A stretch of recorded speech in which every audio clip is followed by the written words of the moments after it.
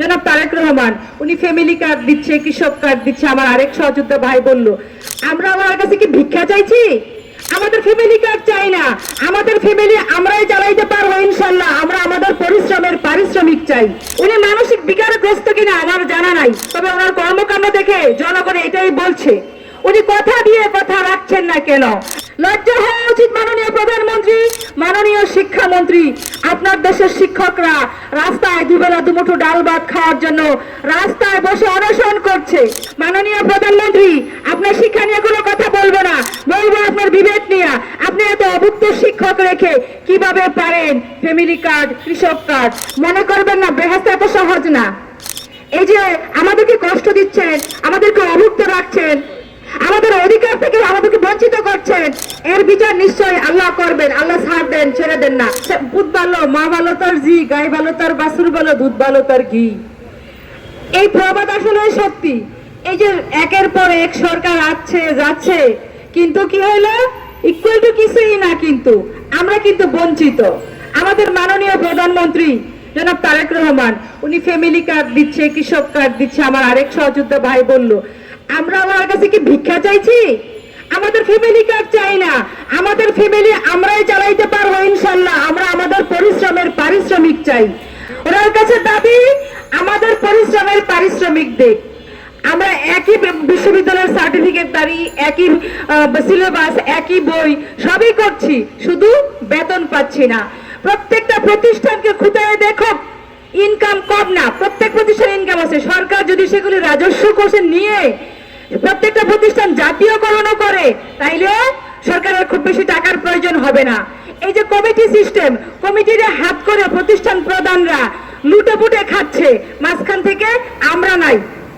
আমরা পরীক্ষা নিচ্ছি, ক্লাস করছি, কোচিং ক্লাস করছি, সেটাও করছি, খাতা মূল্যায়ন করছি, পাবলিক পরীক্ষা ডিউটি করছি, খাতাও মূল্যায়ন করছি, কিন্তু আমরা সরকার তরফ থেকে কোন রকম কোনো সুবিধা পাচ্ছি না। এই দীর্ঘ 4 বা 3 বার আন্দোলনে প্রায় 90 দিন আমরা এখানে রাস্তায় বসেছিলাম। আমাদের মহান মাননীয় শিক্ষামন্ত্রীর উদ্দেশ্যে বলছি, উনি বলেছিলেন ওনাই যদি ক্ষমতায় আসেন, শিক্ষামন্ত্রী হন, আমাদেরকে রাস্তায় বসতে হবে না। উনি মানসিক বিকারগ্রস্ত কিনা আমার জানা নাই, তবে ওনার কর্মকাণ্ড দেখে জনগণ এটাই বলছে। উনি কথা দিয়ে কথা রাখছেন না কেন? আমাদেরকে কেন আবার রাস্তায় আসতে হচ্ছে? আমাদের অন্তর্বর্তীকালীন সরকারে থাকাকালীন সময়ে আমাদের যে বাজেট ছিল, সে বাজেট কোথায় গেল? সে বাজেট দিয়ে তো ফ্যামিলি কার্ড দেওয়ার কথা ছিল না, কৃষক কার্ড দেওয়ার কথা ছিল না। এই অভুক্ত নন এমপিউ শিক্ষক যারা রাস্তায় কুকুরের সাথে বসেছে, ঘুমাইছে। আমরা রমজান মাসে শুধু সাদা মুড়ি আর পানি ইফতার, সেহরি কোনোদিন খাওয়া হয়েছে, কোনোদিন খাওয়া হয় নাই। সচিবালয়ে আমাদের সামনে দিয়ে গাড়ি দিয়ে, এসি গাড়ি দিয়ে ওনারা আসা যাওয়া করে, ওনাদের চোখে কি পড়ে না?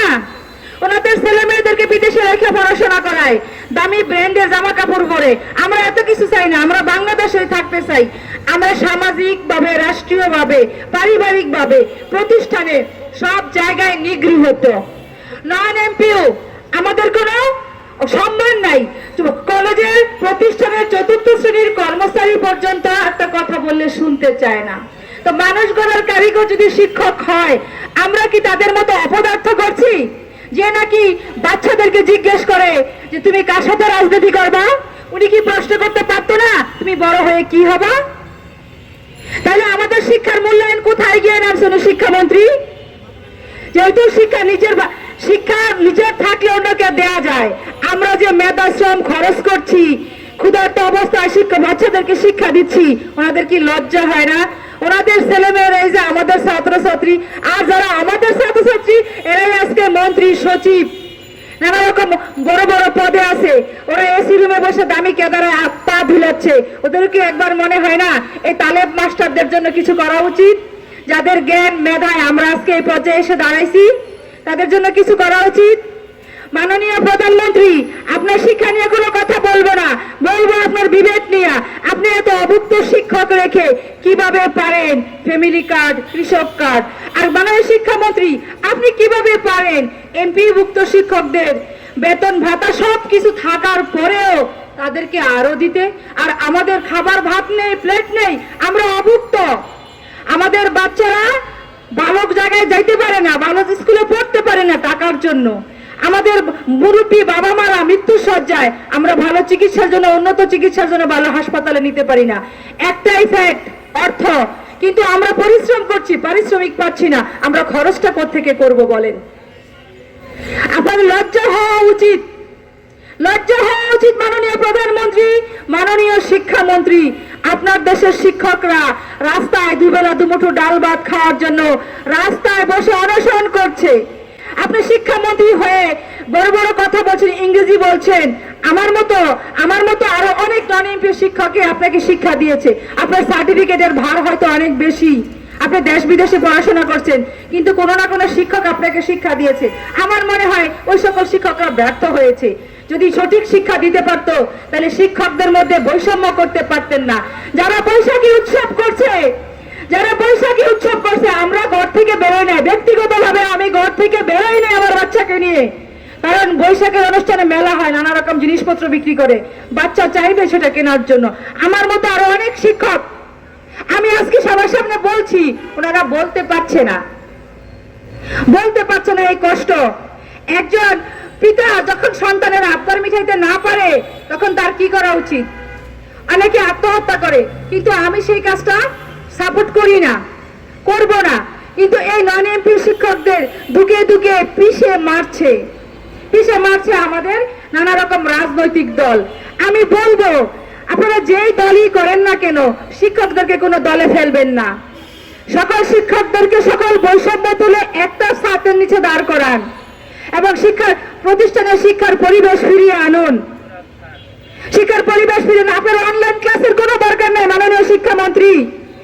আমরা পেটে খেলে পিঠে খাই, আমাদের পেটে খাবার দেন, আমরা আপনাদের এমনিতেই সময় বাচ্চা করে পড়াবো।